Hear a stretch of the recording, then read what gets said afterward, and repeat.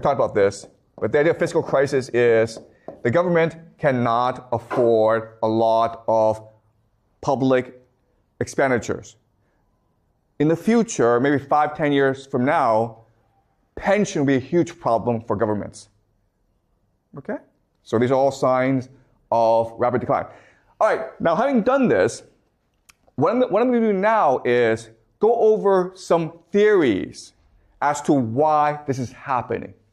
Why is the world in decline? Okay? And there are lots and lots of theories, but I will present 3 theories to you that I think are interesting. Okay? The first is the idea of financialization. And this theory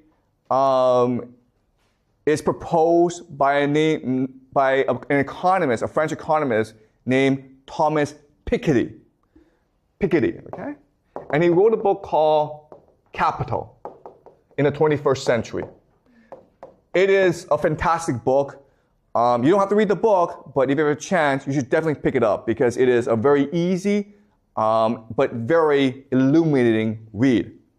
And what he argues is that what happens in society is that capitalism transitions from phase to phase to phase. In the beginning, you have consumer capitalism, meaning that what the society is trying to do is create goods that consumers want to buy.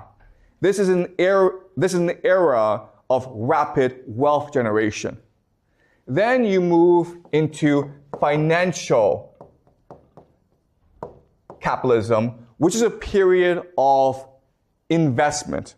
Rather than build factories, you put the money into the stock market. Okay? So you're trying to generate as much money as possible. But what we discussed last class that's very important is wealth and money are not the same thing. So in the first phase, consumer capitalism, you focus on the generation of wealth. In financial capitalism, you focus on the generation of money. And then you move on to monopoly capitalism, which is where just a few companies control everything. And we live in an era of monopoly capitalism. And this happens because it is much more profitable for companies to be monopolies than to be in competition with each other. Financial capitalism is looking to create as much money as possible, not as much wealth.